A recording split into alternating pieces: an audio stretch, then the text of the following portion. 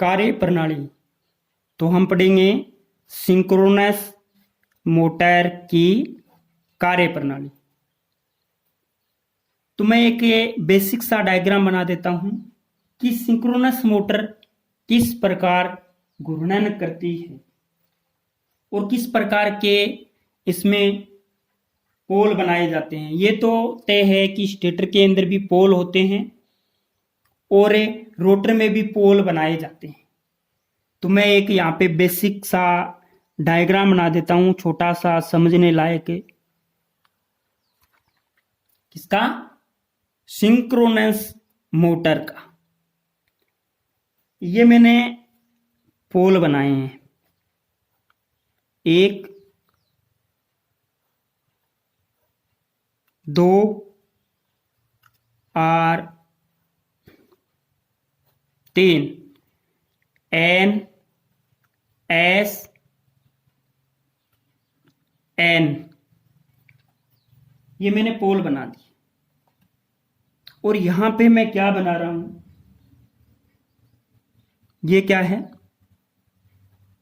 Rotor. ये क्या है? रोटर।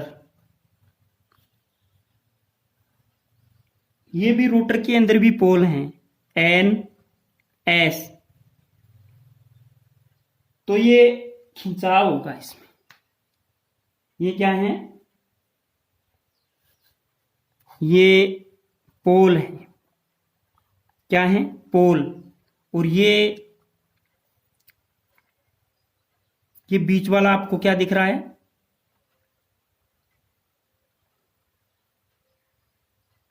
रोटर। क्या है ये? रोटर जो घूर्णन करता है। और ये है पोल, N S N। ये गाइज ये है स्टेटर, जो मोटर के अंदर स्थिर रहता है। ये पोल स्थिर है और ये भी क्या है? ये भी क्या है? सिंक्रोनस गति पर घूर्णन करते हैं। सिंक्रोनस गति पर घूर्णन करने का मतलब है कि ये पोल एक निश्चित समय अंतराल या एक निश्चित दर पर बदलते रहते हैं। ये जो पोल हैं N S N, ये एक निश्चित दर पर बदलते रहते हैं। तो ये मोटर में ये इस प्रकार घूर्णन कर रहे हैं पोल। ये N यहां था, फिर यहां पे आ गया, यहां पे S आ गया, यहां पे N आ गया, ये S यहां पे आ गया और ये पीछे वाला N यहां पे आ गया। इस प्रकार से ये एक नियत दर पर घूर्णन करते रहते हैं, ये वाले रोटर वाले। ओके गाइज, तो ये जो रोटर है, यहां पे ये रोटर है, इस रोटर को डीसी सप्लाई दी जाती है, X। इस मोटर को डीसी सप्लाई दी जाती है। ओके, तो स्टूडेंट हम पढ़ेंगे इस मोटर की संरचना के बारे में। इस मोटर की संरचना के बारे में हम पढ़ेंगे। तो मैंने यहां पे पॉइंट लगा दिया ऊपर है संरचना। ये डायग्राम हो गया किसका? सिंक्रोनस मोटर का। किसका डायग्राम हो गया? सिंक्रोनस मोटर का।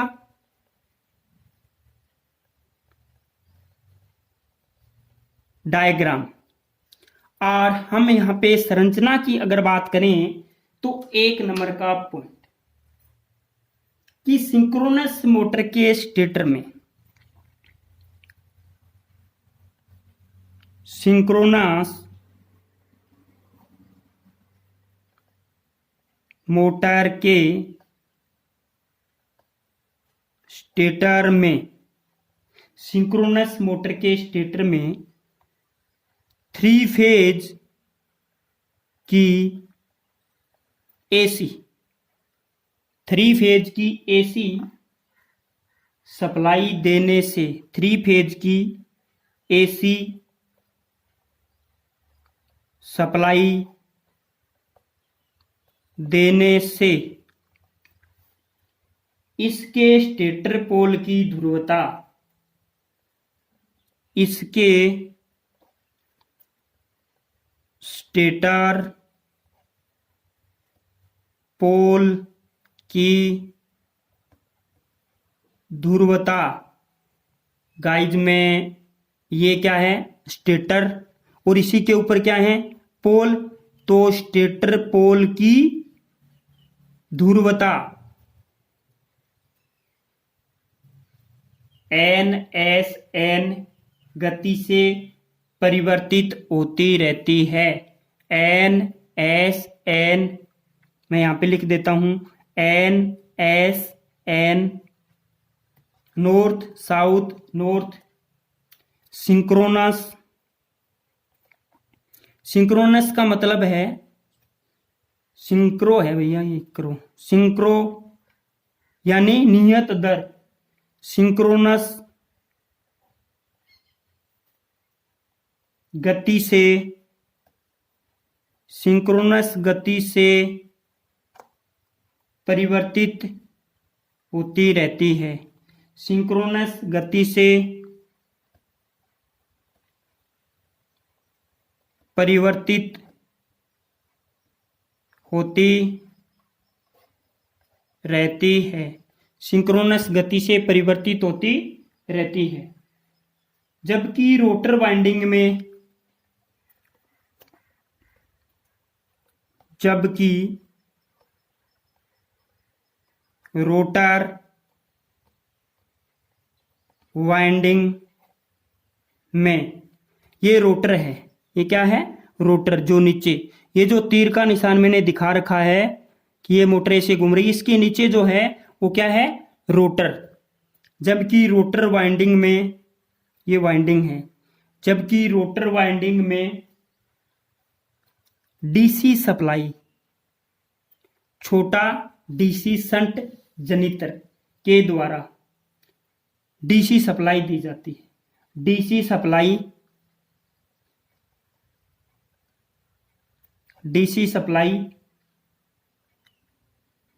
देने पर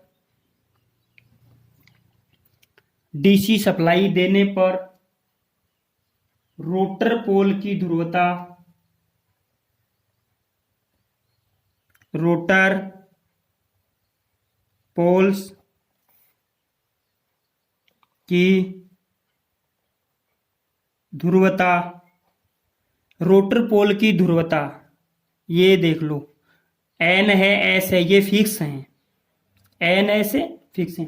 रोटर पोल की ध्रुवता निश्चित हो जाती है।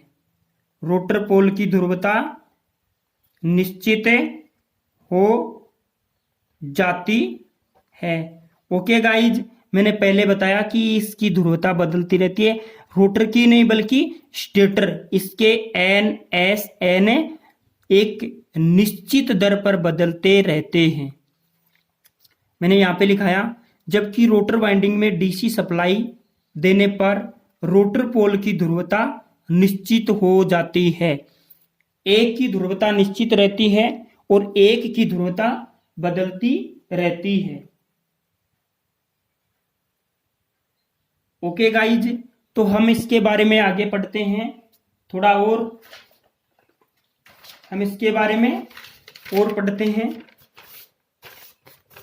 और देखते हैं कि इसकी ध्रुवता किस प्रकार से बदलती है। तो गाइज यहाँ पे हमारा अगला पॉइंट रहेगा पोल की ध्रुवता। यदि रोटर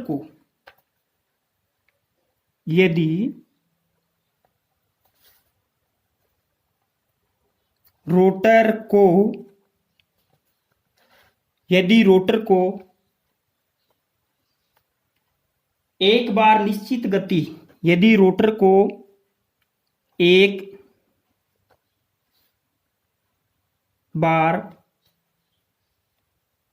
निश्चित गति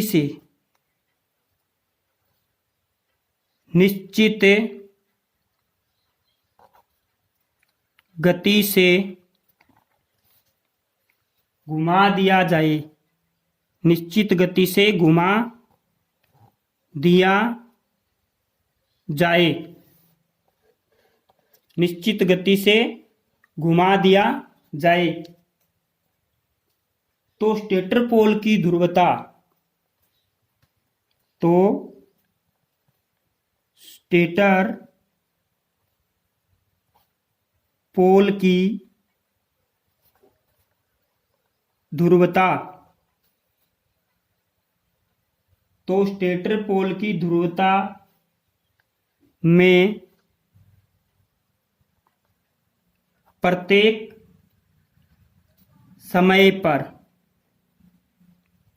समय पर या एक निश्चित दर पर, प्रत्येक समय पर स्टेटर पोल का प्रतिकर्षण, स्टेटर पोल का प्रतिकर्षण, स्टेटर पोल का प्रतिकर्षण बल कार्य करता है, स्टेटर पोल का प्रतिकर्षण बल कार्य करता है। गाइज, कहने का मतलब ये है कि ये जो एन है, एन और एन अगर पास पास में आते हैं तो क्या होता है, प्रतिकर्षण होता है, और एन और एस आते हैं तो क्या होता है, आकर्षण होता है। तो इनमें क्या होता है, जब इस एन के पास में ये एन आता है तो ये एन क्या करता है, प्रतिकर्षण का कार्य करता है, प्रतिकर्षण बल का कार्य करता है, और इस एन को आगे भगा देता है, आगे भगा देता है, यानी आगे खिसका देता है। प्रतिकर्षण का बल कार्य करता है, जिसके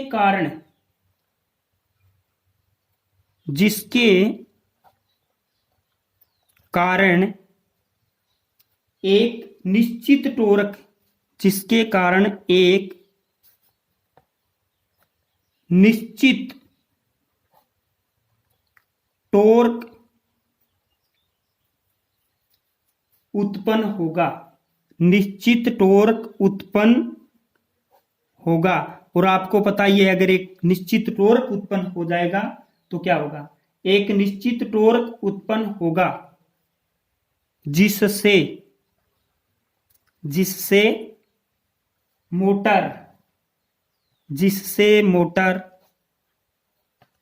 सिंक्रोनस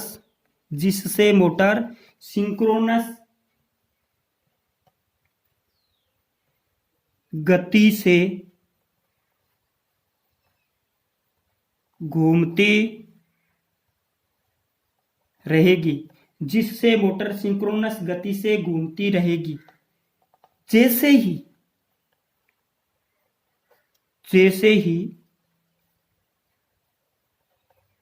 मोटर की गति सिंक्रोनस गति से कम, जैसे ही मोटर की गति सिंक्रोनस गति से कम हो जाती है तो रोटर लॉकिंग के स्वभाव से, तो हो जाती है तो रोटर लॉकिंग के स्वभाव से, मेरा कहने का मतलब है कि अगर सिंक्रोनस गति मोटर की गति से, जैसे ही मोटर की गति सिंक्रोनस गति से कम हो जाती है तो रोटर लॉकिंग के स्वभाव से, कहने का मतलब है कि एन एन और एस के बीच में क्या होता है? आकर्षण। एन और एस के बीच में क्या होता है? आकर्षण। आकर्षण होने से क्या है? वो चिपक जाएंगे, यानी मोटर घूम नहीं पाएगी। तो रोटर लॉकिंग के स्वभाव से स्थिर कौन सा होता है? अगर मोटर का रोटर स्थिर हो जाता है, घूमता नहीं है, तो क्या होता है? मोटर का रोटर अगर स्थिर हो जाता है, घूमता नहीं है, तो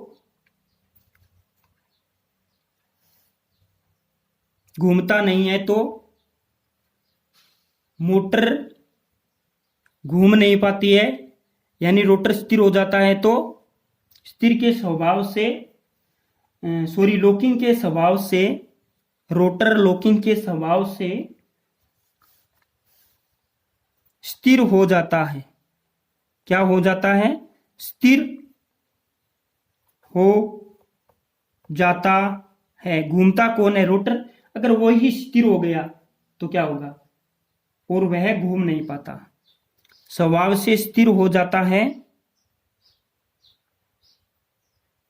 और वह घूम नहीं पाता।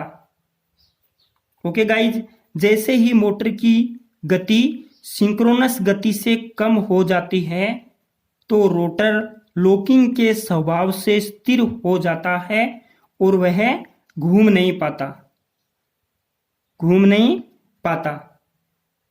तो मोटर क्या है? लॉकिंग हो जाती है। ओके गाइज, आप एक बार फिर से देख लीजिएगा सिंक्रोनस मोटर की कार्यप्रणाली। सिंक्रोनस मोटर की कार्यप्रणाली, और हमने इतना पढ़ा है सिंक्रोनस मोटर की कार्यप्रणाली, तो आप इसका स्क्रीनशॉट ले सकते हैं ताकि आपको रिवीजन करने में दिक्कत ना हो। ओके गाइज, हम आगे मोटर की आगे थोड़ा सा और पढ़ते हैं गाइज कि सिंक्रोनस गति क्या होती है।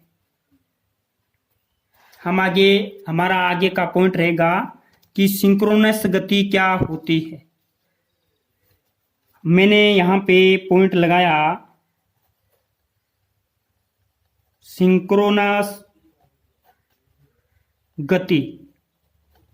सिंक्रोनस गति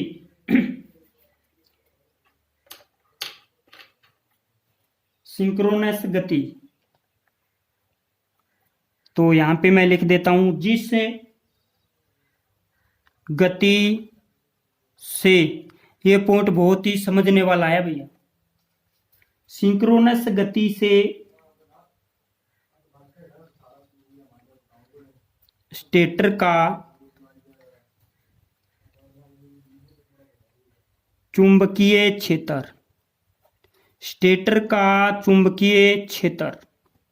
जिस गति से स्टेटर का चुंबकीय क्षेत्र, ये क्या है? स्टेटर है, इसका चुंबकीय क्षेत्र NS, ये क्या है? ये चुंबकीय क्षेत्र ही तो है। जिस गति से स्टेटर का चुंबकीय क्षेत्र घूमता है, चुंबकीय क्षेत्र घूमता है, वह सिंक्रोनस गति कहलाती है। वह सिंक्रोनस गति कहलाती है। जिस गति से स्टेटर का चुंबकीय क्षेत्र घूमता है वह सिंक्रोनस गति कहलाती है। वह सिंक्रोनस गति कहलाती है। अगर सिंक्रोनस गति का निकालते कैसे हैं वो अगर बात करें तो मैं यहां पे लिख देता हूं NS। ये NS वो है, S क्या है? सिंक्रोनस, और N क्या है? स्पीड। सिंक्रोनस स्पीड, सिंक्रोनस गति, इसका फॉर्मूला हो जाएगा 120 F/P। ये सिंक्रोनस गति निकालने का बहुत महत्वपूर्ण फॉर्मूला है। यहां पे एफ क्या है? सप्लाई आवृत्ति, सप्लाई आवृत्ति, सप्लाई फ्रीक्वेंसी। एफ और पी, पी क्या है? पोल्स की, पी क्या है? पोल्स की संख्या, पोल्स की संख्या। एनएस सिंक्रोनस गति equal to 120 F upon P, और यहां पे एफ हो गया, एफ इक्वल टू सप्लाई आवृत्ति और पी पोल्स की संख्या। तो गाइज ये जो फॉर्मूला है, इस फॉर्मूले से आप मोटर की सिंक्रोनस स्पीड निकाल सकते हैं, मोटर की सिंक्रोनस स्पीड निकाल सकते हैं। तो सिंक्रोनस स्पीड निकालने का फॉर्मूला हो गया 120 एफ अपॉन पी। पी पोल की संख्या है कि मोटर के अंदर कितने पोल हैं, और एफ क्या है कि मोटर के अंदर जो 3 फेज की सप्लाई है वो कितने हर्ट्ज की है। ओके, तो जो डीसी सप्लाई देते हैं मोटर के रोटर को, उसमें पोल बनते हैं, और वो कितने पोल की मोटर है। तो पोल की संख्या, हम आगे इनके बारे में बेसिक से न्यूमेरिकल पढ़ेंगे और पढ़ेंगे, तो हमें अच्छा समझ में आएगा कि सिंक्रोनस स्पीड क्या होती है। इससे संबंधित 1-2 क्वेश्चन अवश्य ही आते हैं, इससे संबंधित 1-2 क्वेश्चन अवश्य ही आते हैं। और एक गाइज मैं बता देना चाहता हूं कि इससे संबंधित 1-2 क्वेश्चन अवश्य ही आते हैं, और मैं बता देना चाहता हूं कि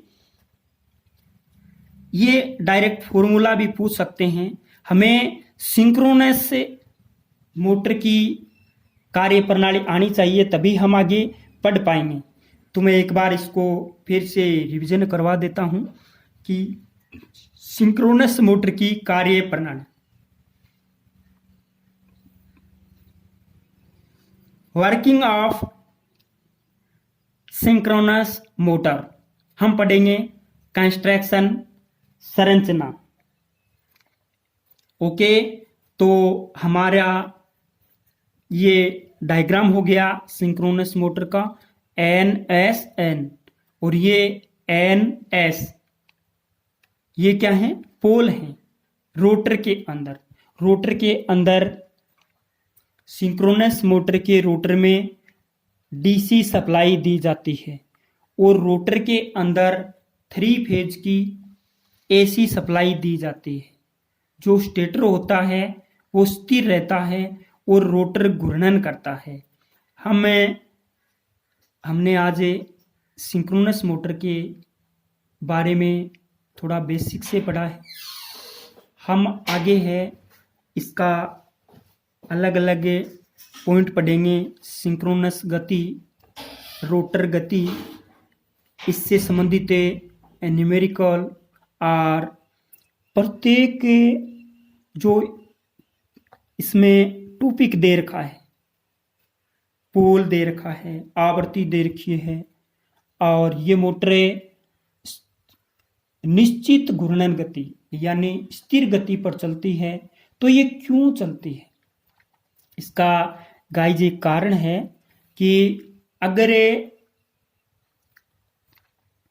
ये पोल है, मान लो पोल फिक्स हो जाते हैं, पोल फिक्स हो जाते हैं, और मोटर के स्टेटर में जो पोल बनते हैं वो एक निश्चित दर पर बदलते रहते हैं, और उन निश्चित दर पर वो अगर बदलते रहते हैं, मान लो रोटर है, ये रोटर के अंदर मैंने पोल फिक्स कर दिए, 2 या 4 या जितने भी पोल हैं वो मैंने फिक्स कर दिए, और पोल फिक्स कर दिए, और जो स्टेटर है उसके अंदर मैंने 3 फेज की एसी सप्लाई दे दी। तो उसके अंदर क्या है, पोल परिवर्तित हो रहे हैं।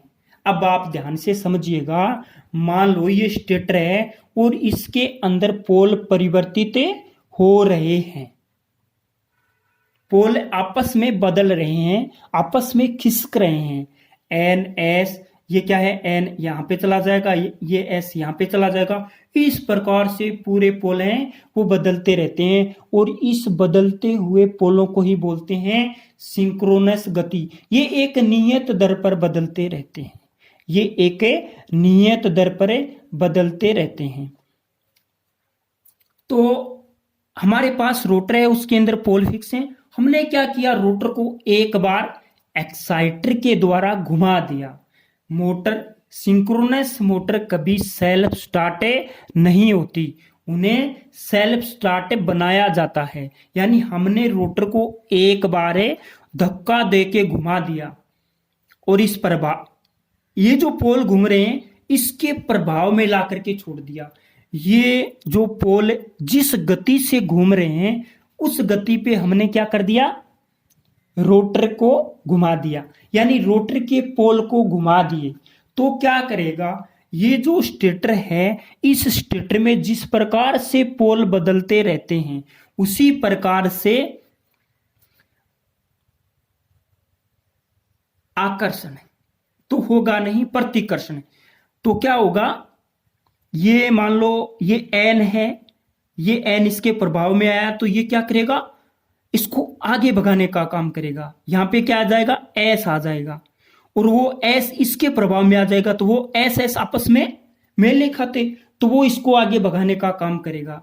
एन एन आगे भगाने का काम करेगा, एन है वो एन को आगे भगाने का काम करेगा, एस पोल एस को आगे भगाने का काम करेगा।